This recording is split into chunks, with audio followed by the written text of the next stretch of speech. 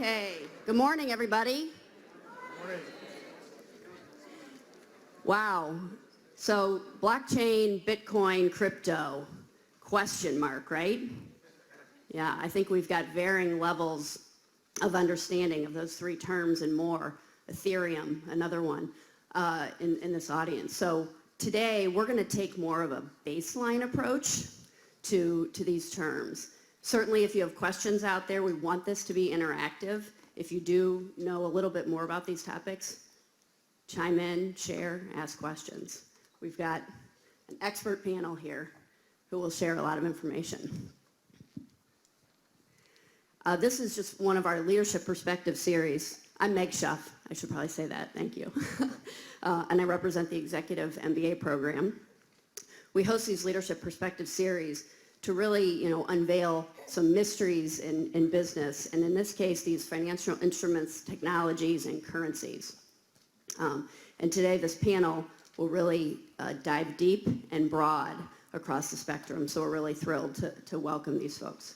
There is a survey in each of your folders. Please do take a few minutes to fill it out. We want to know what else you want to know, what we can deliver, both from our students, alum, and our professors. So please do share with us how we can continue to engage and be insightful on topics that are near and dear to helping your business grow the way you need it to grow. And with that, I'm pleased to introduce Dr. Ron King, Professor Ron King, to lead us through today's panel. Thank you. I think I might. I think that's a mic. Great to be here. Thank you so much. It's wonderful to have such a large and enthusiastic audience. It's a very topical issue we discussed today. My name, as Meg mentioned, is Ron King. I'm a professor here at Washington University. I'm in the accounting group, but Brian and Morgan have educated me, at least worked to educate me more on the topic we have today. And most of us are in that boat where we're learning as things evolve. The plan today is very simple. We're going to have each of the four panelists give their perspective and forward-looking thoughts about a particular part of this broad topic. And the idea here will be to look at the different moving parts and then open it up to question. And as Meg indicated, we really do recommend you think about questions and raise them for the panel. Most of the session will be spent on Q&A. My job will be to help with questions if the audience doesn't have them. But before I start, I would like to put this topic in context. The issue we're going to address today really relates to the diffusion of technology and the theory and empirical regularities behind it. This is an iconic graphic here, where on the horizontal axis we have things like effort or time or money, and what we want to do is understand as that dynamic changes, what's the effect on the vertical axis, performance, adoption, effectiveness. And the iconic S-curve, as we all know about, relates to converting the horizontal to the vertical, and in this case it's effort and performance. But the S-curve has three parts. At the beginning, there's relatively little impact with more effort on the performance. And then there's a very active and very noticeable growth in this. And then at the end of the S, it stabilizes again. So there are three parts: a flat part at the beginning, a flat part at the end, and then this very transformational middle. And the theory of diffusion asks, how do these relate? And we could ask the question, how high does the S get? And in some sense, this relates to what's the applications of blockchain and related technologies. How compressed it is, that suggests how fast or how much we have to invest in effort before we move there. And what's the upper limit? So this S-curve really is the underlying or unifying theme of all our discussion today. There are 3 points here. Where are we in this S-curve when we think about the technology? What are the opportunities for applications, novel applications? And the third point, I think, is really a critical issue. The diffusion, the speed at which we move up the S, is a function of education. The more we understand the language of this concept, the more we understand how to communicate the nuances, the quicker and the more impact the technology can have. So this is the kind of unifying framework. We're all going to be looking at this from a diffusion of technology and then its applications. So at this point, I'd like to turn it over to Morgan, and she's going to be our first speaker.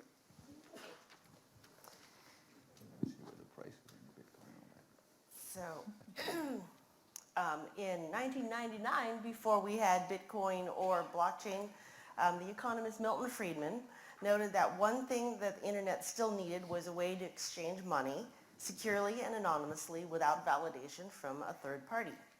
Then in 2008, a new protocol was proposed, providing that last piece. Each protocol has different functions. You have SMTP for email, HTTP to browse the web, and Bitcoin is a money protocol, money over IP. It's a way to transfer funds anywhere on Earth without a central authority. Bitcoin was created on a cryptographic system by a pseudonymous person or group named Satoshi Nakamoto in response to the failures of the global financial industry. That system of proof of work was released in January 2009 as the first distributed trust network. The technology at the heart of Bitcoin was then later dubbed blockchain. While Nakamoto might not have foreseen its use outside of finance, it's driving change in many industries. Many believe blockchain will be more impactful than big data, robotics, or AI. Blockchain technology allows a peer-to-peer transfer of value without relying on some central authority to process that transaction. Those transactions are permanently linked in a verifiable ledger, which can store value as digital assets or be programmed to trigger transactions. A truly distributed ledger, however, is transparent among multiple untrusted parties that agree on a single source of truth without the use of a middleman. There are private blockchains, which some argue are still centralized, and then there are also public blockchains like Bitcoin with assets and networks. When we speak of blockchain, you want to recognize that it refers to both the technology, the protocol underlying the Bitcoin ecosystem, and the cryptocurrency, the crypto asset. There are now many blockchains and over 1,100 crypto assets, each intended to support a specific use. While blockchain promises to fundamentally transform all industries, the felt shift of that impact is likely to evolve over years. Enterprise adoption will be steady as the technology matures and other platforms emerge. You can adapt over time, but you need to pay attention. And as Professor King mentioned about the S-curve, in 2017, when we look back, in 2017, the number of ICOs, or initial crypto asset offerings, and projects launched created a crypto market cap that hit $300 billion.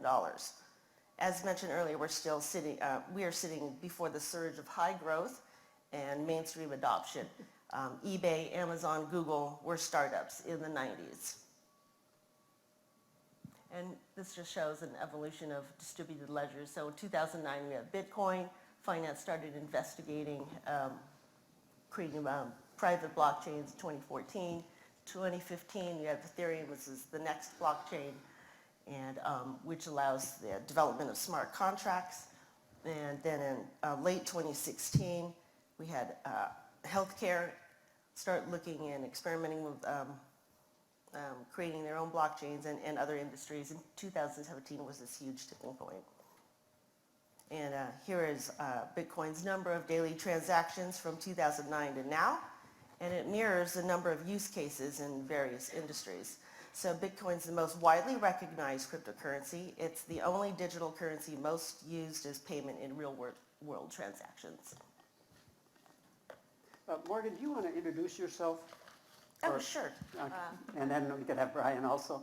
My name's Morgan Preda, and I'm an MBA student here. But maybe you talk a little bit about your experience that you bring to this discussion. Oh, sure. I work in the pharmaceutical industry, and I came to WashU hoping to move into finance, and within a week of starting this program, at this very stage, I was introduced to blockchain, so it's not, yeah. And out of my curiosity, I wanted to see how blockchain could be used in pharmaceuticals, and so I attended a hackathon out in Nashville, and just experimented and led a team of developers and actually won the grand prize and was a great groundbreaking solution at the time for the industry, and have been curious and ever since. Excellent, excellent. And one thing we might mention is that the panelists all extend the hand of fellowship. Afterwards, if there's any interest in following up with discussions, please do reach out to them. Thank you, Morgan. Brian? Okay. I'm Brian Estes. I'm a VC partner at St. Louis Archangels and a board member, and I'm also a limited partner at 630. I got introduced to blockchain technology about 4 years ago, and what I do for my VC work is I concentrate on finding blockchain startups. And so before we get into the details on how to value Bitcoin and value blockchain companies, I thought it'd be good to just give a general overview of like the history of money. For thousands of years, we used gold as money and as a store of value. And the U.S. dollar used to be backed by gold until 1973, when Nixon took us off the gold standard. And since then, we've had a series of booms and busts, and the Federal Reserve's solution for that is to print more money. And so when you have more money in circulation, it makes it worth less. And I think this graph tells the story of, I think, where we're headed. Cryptocurrencies were invented in 2009, and with the world printing and creating more money, I think fiat money, government-issued money, will become worth less, and cryptocurrency money will become worth more. And in the future, 50 or 100 years from now, I think our great-grandchildren will laugh at us thinking we used to use government money, and we'll be using Bitcoin and Zcash and Monero. And so I think this chart tells that story. Like I said, when I first got introduced to Bitcoin was back in 2013. When I first saw it, it was on CNBC. The Winklevoss twins were on there, Cameron and Tyler Winklevoss. They own about 1% of the world's Bitcoin, and they were on CNBC talking about, Bitcoin, and the first thing I thought is like, this thing's a scam. It's a bubble, it's a pump and dump, and I thought these guys were just on TV trying to, pump their asset up so they could sell it. And so, I saw it go from $13 up to $135, and it was up 1,000% in year 2013. And I started watching it, and I watched it go from $100 all the way up to $1,200. And the IRS in 2014 came out with tax rules regarding how Bitcoin should be taxed, and it's taxed as property, just like stocks or bonds are. And also Congress was holding hearings on whether or not to ban Bitcoin, and they found value in the technology, and they said they were going to take a hands-off approach and let the ecosystem develop just like they did with the internet. So if we look at that, that 2013 mark, that was the bubble. That was when it went from $10 to $135. And that's just barely a blip now. And I think 10 years from now, we'll look back on this most recent period where Bitcoin's gone from 1,000 to 12,000, and it'd just be a blip too. So the biggest question I had when I first got introduced to this was, how do you value it? If you look at the price only, something that goes from $1 to $12,000, it looks like a bubble. I mean, everyone says it's a bubble, it's a bubble. And I would think the same thing. But, going back to when I was 22 years old, I was a retail stockbroker at A.G. Edwards & Sons. I didn't know anything about being a stockbroker, so I went and talked to the most experienced guy in my office. His name was Leo Samet. He was in his mid-70s, and I was 22. I was like, Leo, tell me tell me, what do I need to know about this industry? Because all you need to do is put your clients in the stock. And I looked at it, and it was Berkshire Hathaway. And Berkshire Hathaway stock at the time was at $4,500 a share. And I looked back over the last 20 years, from 1971 to 1991, and it used to be like $100 a share. It went from 100 to 4,500. And I was like, Leo, I'm not investing in that. It's overpriced. It's $4,000 a share. And today, Berkshire Hathaway is $270,000 a share. And so if you look at price only, price doesn't tell the story. You have to look at the value. And so what I've done over the last few years is trying to figure out what's the value of Bitcoin. And so I came out with a thought process that if you use Metcalfe's law is if you square the number of users, it's how you value a network. If you square the number of users on any network like Facebook or eBay, you come up with a value. And that told about 80% of the story with Bitcoin. But then Tom Lee, who's with Fundstrat, came out with this about a year ago. And basically what he does is he squares the number of users, multiplies it times the transaction value, and this tells 94% of the story. 94% of the price action in Bitcoin is determined by that formula.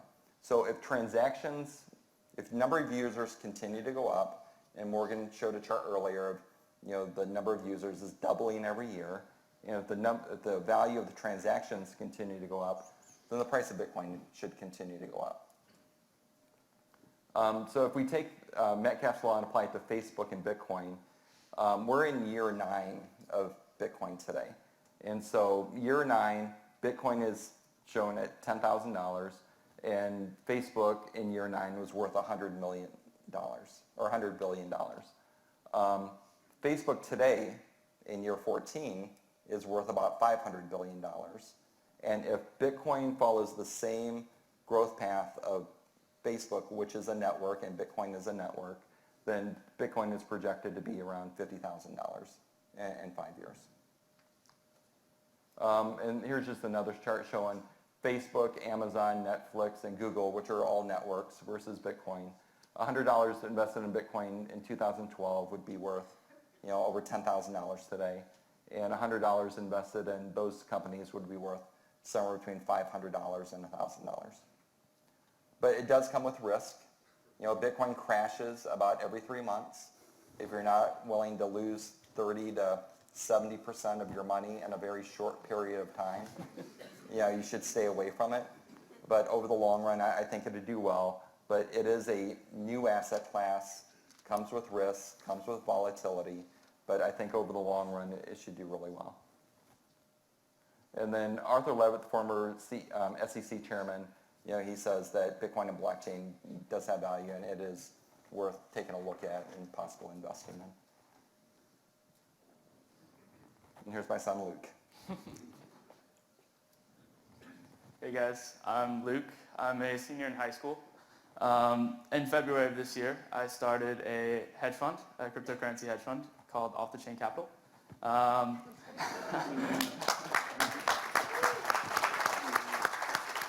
Thank you guys. I've been investing in cryptocurrency since I was 14, so way back in 2014.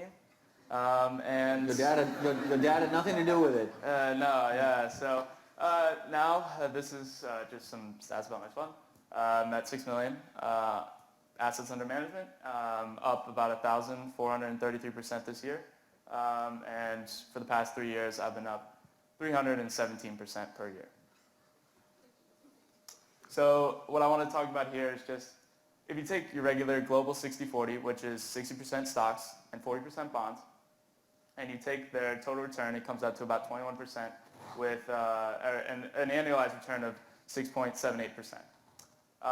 But if you add 1% crypto, your cumulative total return goes up to 28%, and your analyzed total return goes up to 8%, and your risk actually goes down by 0.03%.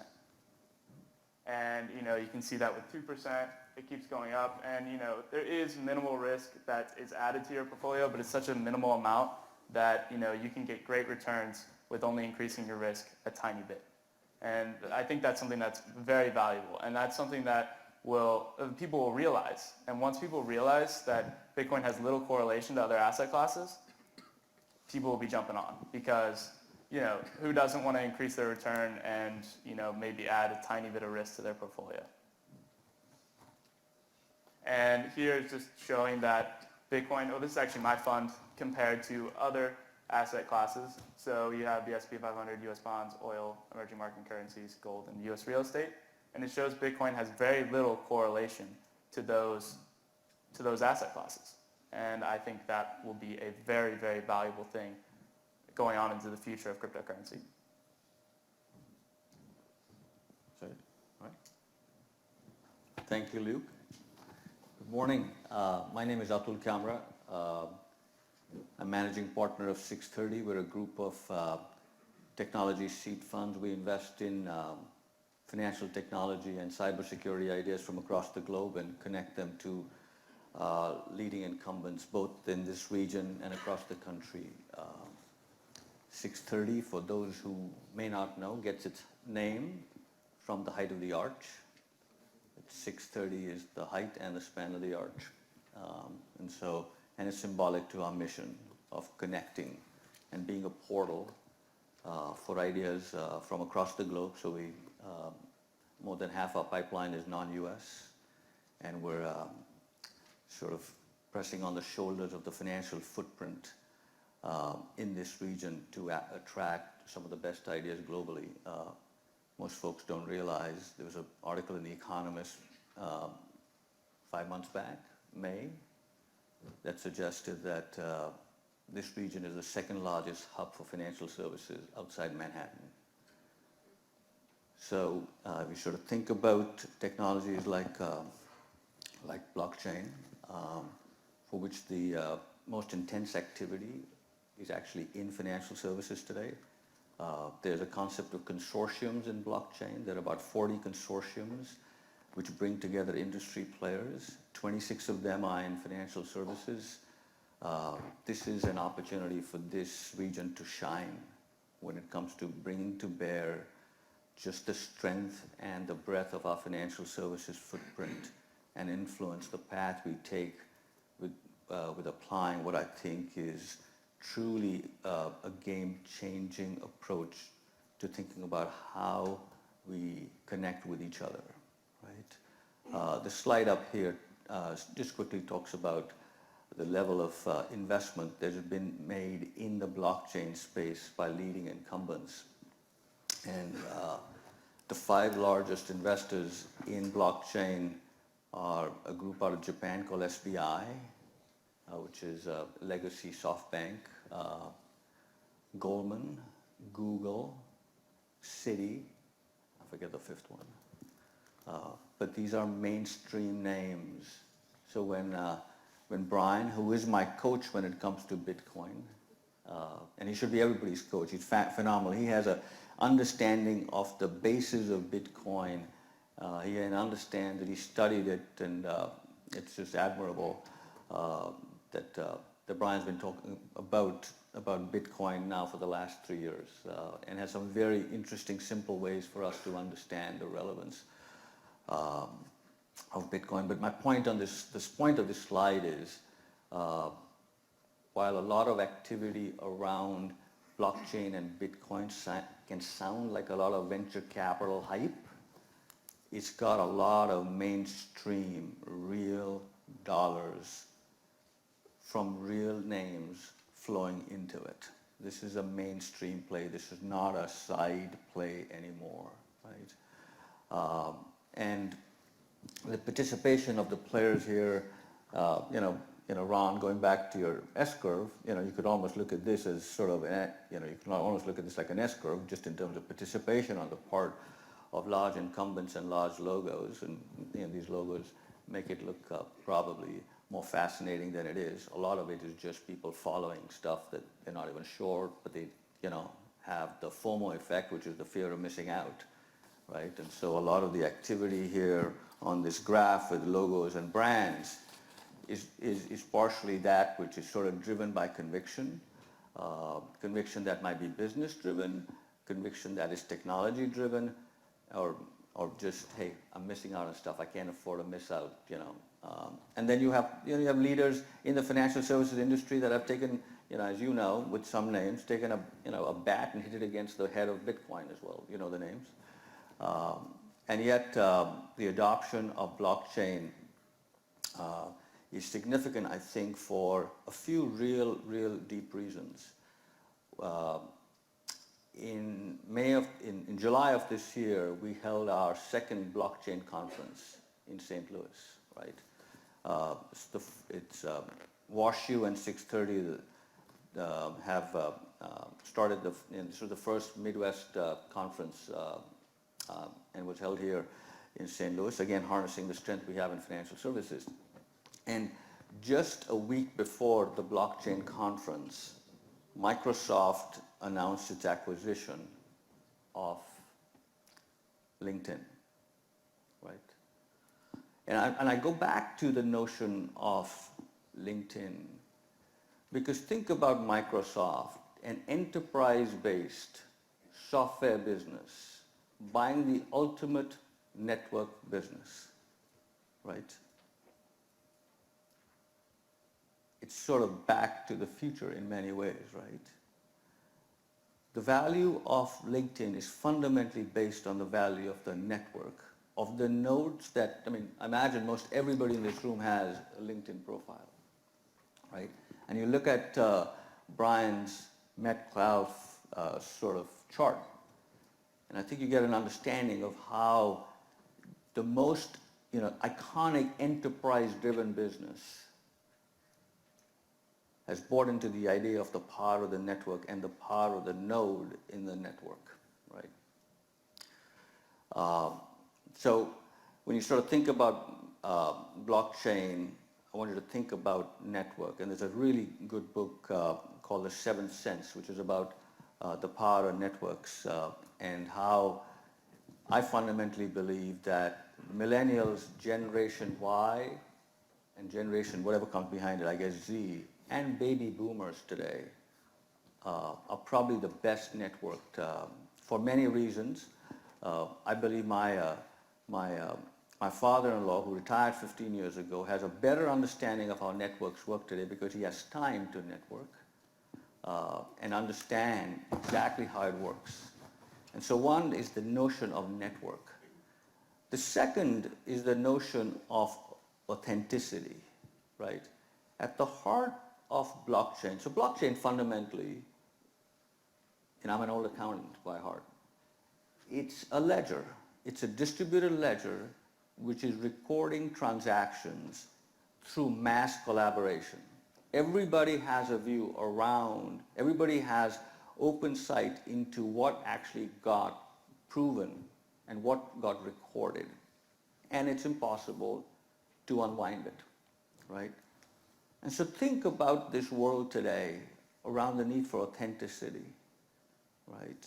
The need to prove that something is what it says it is, or I am who I say I am, right? And in a post-Equifax world, we talk about blockchain in the context of all kinds of assets today to prove the provenance, i.e. the point of origin of something, or confirm the origin of something. For folks to understand that this is authentically a diamond or authentically a vial of blood that belongs to me, right? And blockchain's been used for a whole host of things. But at the heart of blockchain is this notion of a trust protocol, where a network of computing devices come together to compute the authenticity of a transaction. That's at the heart of how blockchain works, right? We're all networked. We can all sign in and participate in the process of authenticating a transaction or an identity or a record, right? And while we have all kinds of use cases for blockchain, I think the ultimate use for blockchain is the most precious asset, and that's our identity, right? And so as we sort of think about gold, we think about Bitcoin, we think about diamonds, we think about all host of use cases around blockchain, I'd have you sort of think about two notions: the notion of a network, the power of networks to confirm the authenticity of a record or a transaction or an identity, And when you compound it with 4 other large trends in the world, I just came back from China 10 days ago, and I had somebody present to us around the key technologies that are affecting us today. And he laid it out in a framework that he called BASIC. B for blockchain, A for AI, S for security, I for the Internet of Things, and C for cloud computing. Those are 5 technologies that are fundamentally changing how we think about how we relate to each other and how we get things done in our lives. And blockchain is the king of all the other 4. I fundamentally believe it. So 3 notions: a notion of network, the value of networks, understanding the power of networks, understanding the power of authenticity, and using blockchain to confirm the authenticity of objects, of people, of valuables, of transactions, of trades. That's at the heart of what blockchain is actually constructed to do. And the notion that blockchain is playing in tandem with 4 very significant technology plays that will fundamentally change how we relate to each other, how we buy things, how we ultimately get things done, and how we prove that we are who we say we are. We invest fairly actively. We're early investors in the space of blockchain. When I first got into it, I had a lot of my partners look at me and say, hey, look, this is sort of the Wild West. And at some level it is. At some level, I guess the point I'm trying to make is the only way we're going to learn in this is to actually dive in. There's no sitting around on the sidelines around understanding. When in a post-Equifax world where all our identities are in some way compromised, we have sort of this need, sort of personal accountability to understand how our information is getting used, right? And so I sort of raise it a little bit sort of at a philosophical level.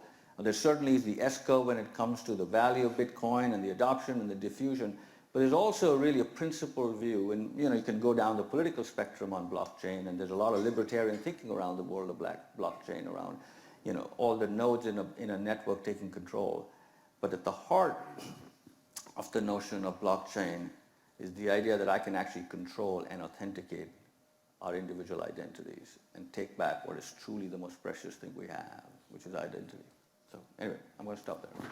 Okay. Yeah. Well, thank you, panel. What we'd like to do now is open the floor to questions. It's about 8:37. Spend maybe 15 minutes. And then before we conclude, the panel is going to give a last thought on what they see is next, what their perspective is going forward as we leave the room today. So do we have any questions from the audience? Yes, sir. Thank you, panel, for making time to talk about this today. I'm sure that many people in the room are in a similar position, and I think whenever you see an investment jump up like this in valuation, there are 2 knee-jerk reactions. 1, I missed the bandwagon, I'll wait for the next one. Or 2, I'll put all my money in it, bet the farm, and hope for the best. And so how do you advise the neophytes in the room and all of us together who are new to this space, how should someone proceed? Very, very rationally, and how do you recommend kind of getting involved in this for the first time? So as a former financial advisor, I would say don't bet the farm. So I would tell you what I did. I just started dollar cost averaging into it.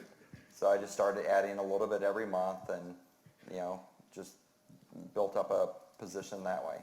So start small, and as you gain more knowledge and gain more confidence, then, you feel more comfortable investing more money. So, but I think the important thing is just to get started. Go to, Coinbase or some of the other digital brokerage firms out there and, open up an account and put $100 in it and just get started. And if you have money in it, you'll pay more attention to it. So. I have a question for Brian. I'm trading Bitcoin on GDX.com for like 2 months. We know like today the market value, the total market value of Bitcoin just crossed 200 billion. But we also know that like the Bitcoin are not perfect, are considering like the transaction speed and some other stuff. So in your opinion, do you think like of all the other cryptocurrencies, which one has the potential to surpass our Bitcoins in terms of our total market value in the Okay. future? Thanks. Yeah. So Bitcoin has about 55% of, take all the cryptocurrencies, Bitcoin represents about 55% of all of them. So they're the largest, they were the first one, they have the first mover advantage. So definitely Bitcoin is be one of the winners. If you're going to diversify your portfolio, I'd recommend owning Ethereum also. Ethereum is the second largest blockchain out there. It has a completely different use case than what Bitcoin does. Bitcoin is a store of value and able to transfer value through the internet. Ethereum is more like a fabric that companies are building on top of. You could think of it as an internet 2.0. You know, we had Google and Facebook and Amazon built on top of the internet. Well, there are all sorts of companies building on top of the Ethereum blockchain. And so you definitely want to own Ethereum too. And if you own both of those, you own 85% of all the value of all the cryptocurrencies. So, and then all the other ones are, you know, a lot more risky. But, you know, the two, they're not safe, but the two safe bets are Bitcoin and Ethereum. I think they'll be like the Android and the iOS, and they'll be like Windows and Apple. You know, there'll be two main winners, and I think Bitcoin and Ethereum will be the two main ones. And then you'll have all sorts of other ones too. Yeah, like all network businesses, right? There are not going to be a million of them. No. You know, there's not going to be 15, 20 Googles. Right. Right. It's just, Yeah. you know, when you get You to have a an place Uber to and put you your have a down. Lyft, right? I mean, you have, you know, the,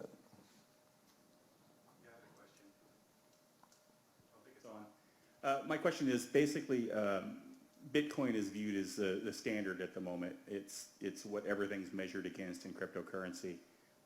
What are your outlooks for what happens when Bitcoin is mined out to the field in general? There'll be no new Bitcoin being generated. What will that do to its value overall and the value of all currency? anyway. I'll answer it, that's fine. Okay. So that's 146 years away. So that's a really long time. And once all the Bitcoin is mined out, what I think that'll do to the value of Bitcoin is I think that will actually increase the value of Bitcoin. You know, if no new Bitcoin is being produced, you know, supply and demand, you know, all the Bitcoin will be in circulation. So, you know, it'll all be available. And I think you know, I don't really think that'll have much of an effect on what actually happens with cryptocurrency and Bitcoin included. So I don't see that really affecting it. I think it'll just be sort of a celebration day, like, yay, Bitcoin did it. You know, Bitcoin's all great now. And yeah, I don't see that having a real effect on the price of Bitcoin. Maybe I might just add, for those of us who are new to the area, Bitcoin is designed that over time there becomes a decreasing amount of coin available, just in the algorithm as it's created. So at some point, the supply goes down and down, and it caps out in 150 years roughly. So it's designed into the system, and some people think that this both is a benefit and a potential challenge. So that's the background behind that question.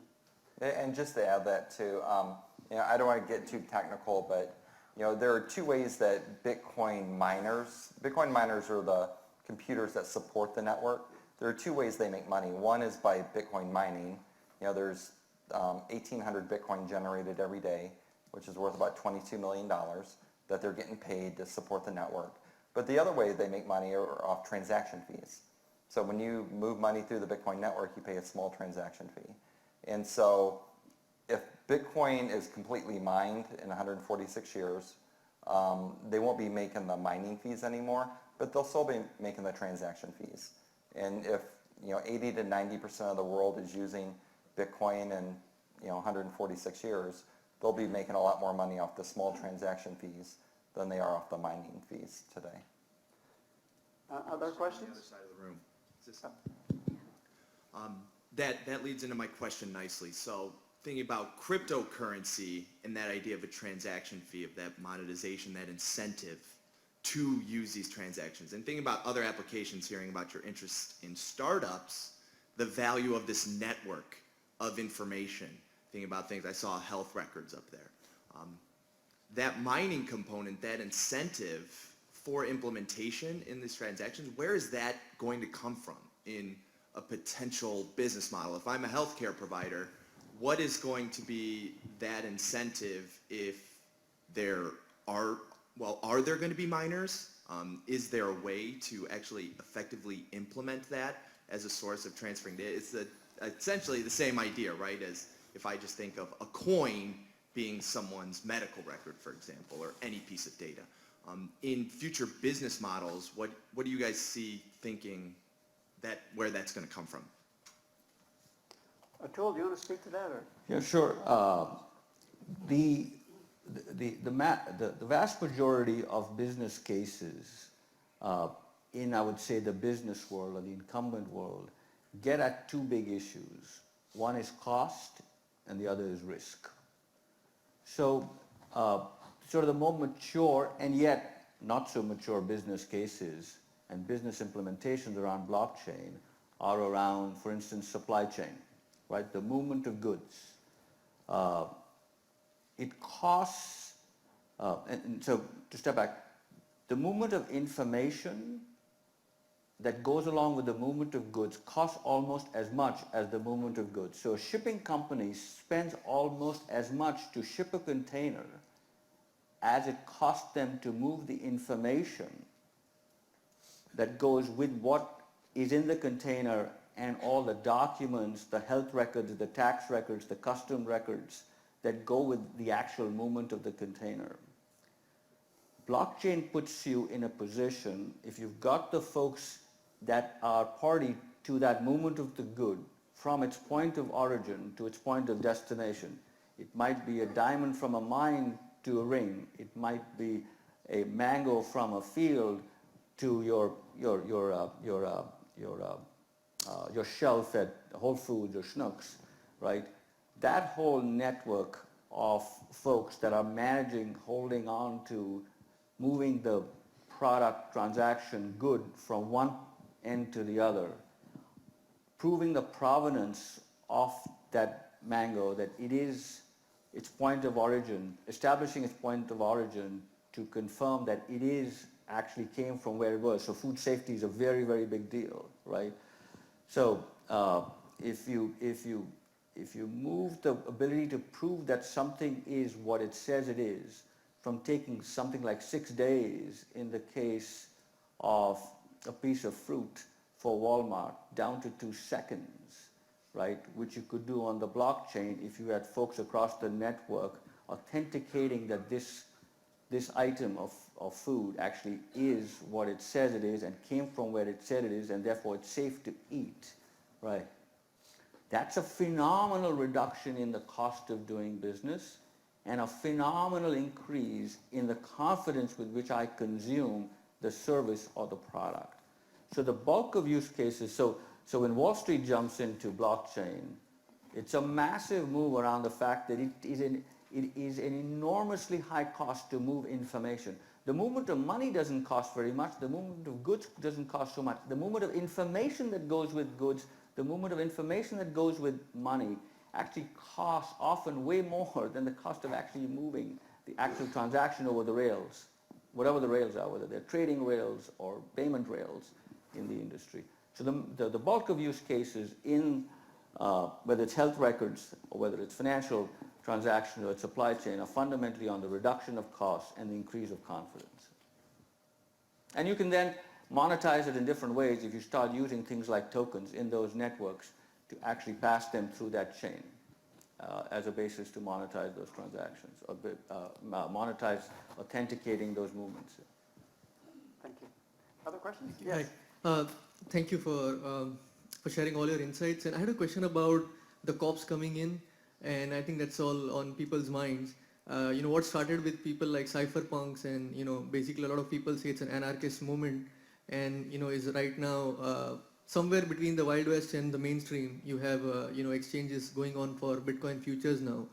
But a lot of countries and a lot of central banks think that creating their own blockchain, it could be the answer, or creating their own cryptocurrencies, which is a central bank cryptocurrency, is an answer. For instance, I know India has been toying with that concept, and Bitcoin is illegal. You can't trade in it. And then China cracked down on ICOs. And then you have other people who are having a wait and watch approach and not really sure whether they should go for the Bitcoin blockchain, have their own blockchain.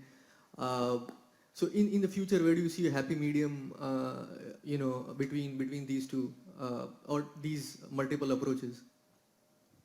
I think we're going to have all of those blockchains. We're going to have private and public blockchains. There'll be thousands of them. So when it comes to the issue of currency, right? Currency is ultimately about trust, right? It's about reputation, right?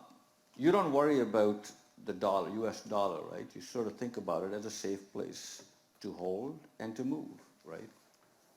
But if you're in Venezuela, right, and you're not sure whether or not the currency is going to have any value, or you're in a country that is besieged with a coup, right? You're not sure as to what somebody might do. The reputation of those that govern the money supply or the money itself is where you essentially find a substitute in the form of people trusting each other, right? Which is essentially cryptocurrencies, are where people are connected in a network and they rely on each other through a trusted protocol to come good on the value that they've exchanged, right? When you rely, if you are comfortable, if you're confident about the central counterparty, right? In this case, the government and its agencies, to come good on the value that they said that dollar represents, then you're likely not to look for a substitute, right? But it is interesting how the cryptocurrencies fill a gap very quickly today, where there is essentially a loss of reputation. So the idea of crypto, the idea goes back to the idea of trusting the network more than trusting a central counterparty, right? In an area, in an environment in which, the folks like Equifax or folks like the DTCC, which are central counterparties that hold large amounts of information about us, also have a target on their back about those that can hack our information, right, and take it away. So it really is about our confidence or lack thereof in centrally managed movement of information, right, or centrally managed establishment of value, right?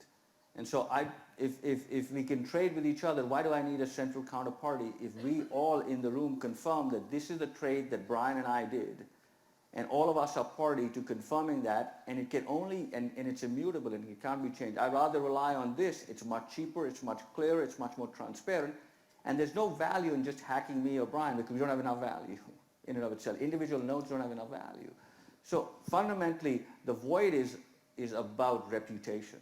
And so crypto represents reputational value in those contexts, just like the dollar represents in a context here. So Just thinking about a framework. I mean, going forward, the blockchain is a technology. The Bitcoin is a cryptocurrency. On the other side, we might think of this, again, this is oversimplified, but smart contracts. And the smart contract business case is just phenomenally undeveloped and has tremendous power. So great question. This will be one that we'll all watch with great interest. I'd like to add one other thing too. I agree with Atul. It's completely about trust. And if you think about back in 2013, you could have a $100 bill or you could have $100 in Bitcoin, right? And that $100 in US dollars, it will buy you $94 worth of goods today because of inflation. But the $100 in Bitcoin will buy you $12,000 worth of goods today. So which one are you going to trust more? Other questions? but that's also an investment case as much as it's a trust case. Yeah. So we have time for one or two more questions. Yes, sir. Bitcoin is now 3 different types of coins: Bitcoin Cash, Bitcoin, and Bitcoin Gold. Yep. And I'm wondering, both in terms of monitoring your respective portfolios and understanding the valuation model, how do you do those things? It looks like all three coins are claiming the first 16 million or so, but then they all kind of go their different ways, or is it something else? So how I view hard forks is free money. I mean, hard forks are a very interesting situation because, you know, obviously they're another blockchain built on top of like another blockchain. So, you know, Bitcoin, when it hard forked, it was a whole new blockchain, and however many you had in Bitcoin at the time of the hard fork, you now have in the new cryptocurrency, that being Bitcoin Cash or Bitcoin Gold. And with those hard forks, I don't touch them because you know, if you have so many Bitcoin, then, you know, you also receive this many Bitcoin Cash. And Bitcoin Cash is an interesting concept because, you know, it solves the problems of transactions. You know, there's the network of Bitcoin can only handle about 7 transactions a second, which is nowhere near the like 250,000 that Visa and MasterCard can all handle. And Bitcoin Cash is looking to solve that problem. And with that, I would just recommend managing in terms of that. I would just recommend just holding it and not touching it, because what's the point of touching free money? Because, you know, if it goes to zero, you're back where you started. If it stays up, then you're on top. You know, it's that's what I would recommend in terms of managing your portfolio with Bitcoin Cash and Bitcoin Gold. And if you're buying Bitcoin today, to hedge your risk, you want to buy Bitcoin Cash too, because there's the potential that Bitcoin Cash may become the real Bitcoin. Right. You know, no one knows. Bitcoin Cash was hard forked out in August, and Bitcoin Cash went from zero, and it has, I think, 20 or 30 billion dollars of the market value today. And because it has a larger block size, it can handle more transactions, and it's, in my opinion, I think Bitcoin Cash is actually a better version of Bitcoin than the core Bitcoin. I think I have time for one more question. Yes. Okay, so to preface, I'm actually working on a research paper related to cryptocurrencies, and you guys talked about the speculation that there's a bubble, and you talked about, you know, okay, how they're actually mitigating concerns over the bubble. And I wanted to talk about the introduction of futures that's coming up in a few days. Do you think that that will actually help stabilize the price or create more organic growth? So I guess I'll take it. Yeah. So I would say no one knows, right? So it's going to allow the, you know, the institutional market to actually be able to short Bitcoin. So right now you can't really bet against, there's no contract to bet against Bitcoin right now. So the futures market will allow the shorting of Bitcoin, which could drive the price down. So it's a new market, and it just depends on how many people believe in shorting it versus how many people believe in going long and buying it. So no one really knows right now, or I don't know. So maybe we'll just wrap up now. And again, thank you very much for your participation and questions. But before we disband, what I'd like to do is ask the panel just to take a minute and say, what do they see as next? So starting with Morgan. Well, what I wanted to leave the audience with, rather than what is next, is what I'd like you to do next is to get involved in the community and just get started. So get a piece of Bitcoin. Like, I just met a high school freshman on my way in, Aiden, who's invested in 40 cryptocurrencies, and that's great. Get involved in the community. There are a number of meetups in your city. Just in the last year, it's gone up to 5 meetups. We have them in Bitcoin. We have them in Ethereum. There are people that are here from some of those meetups, and you can meet developers and ask all your questions there and get involved. Thank you, Morgan. Yeah, I would say just get started like I did and go to Google and say, what is Bitcoin? Yeah, and then just teach yourself, learn about it.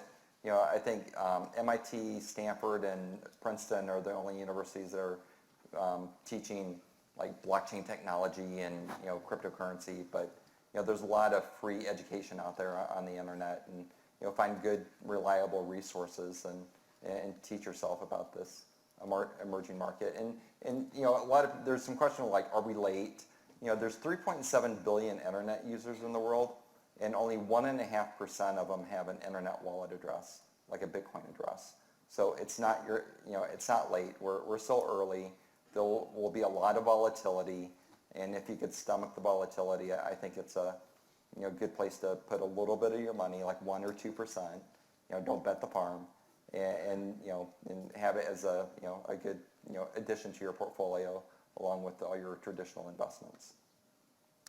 Yeah, definitely if you're interested in cryptocurrency at all, go and just really take some time to sit down and just look at different things. It doesn't matter what they are. It doesn't matter if it's bashing Bitcoin or any other cryptocurrency. It doesn't matter if it's for it. Just sit down and read some stuff and just really learn about if you want to get into it, what you're getting yourself into. The future of cryptocurrency, I have my own opinions, and a lot of people have their own opinions, but I guess I'll tell you mine. I'm hoping that in 7 to 10 years, Bitcoin will be worth somewhere between $500,000 and $1 million of Bitcoin. That is that's a very high speculation, and there's some people that definitely believe that with me, but I thought I'd speak on just where I see maybe cryptocurrency going and how I see the value playing out in the space. Well, Ron, thank you for pulling us together. This is a time to be curious. I mean, there is just an amazing, we all talk about the rate of change.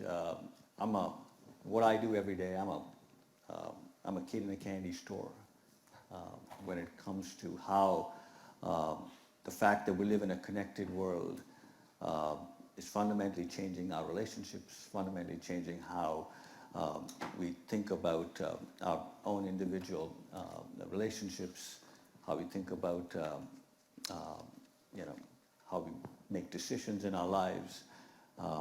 I think I think blockchain is a fascinating way to take back a whole host of things that we've taken for granted in our lives. We have a tremendous amount of power in a network world as individuals.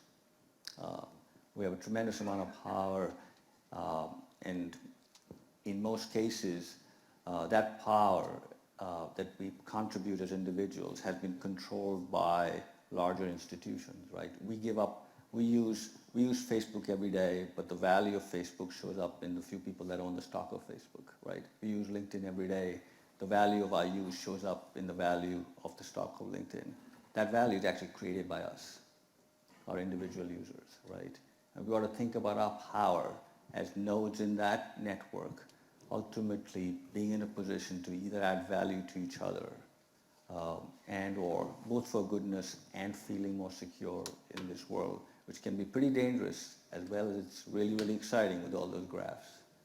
So thanks very much for having us. Yeah, thank you, guys. Thank you.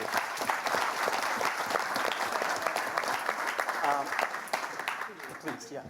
All right. Who's energized? Who's going to invest? All right. Thank you, everybody. Be safe. Happy New Year. Merry Christmas. Happy holidays. Thanks for joining us. We do have something coming up here in January. I think, where's the clicker? Yeah, here, right here. It's right here.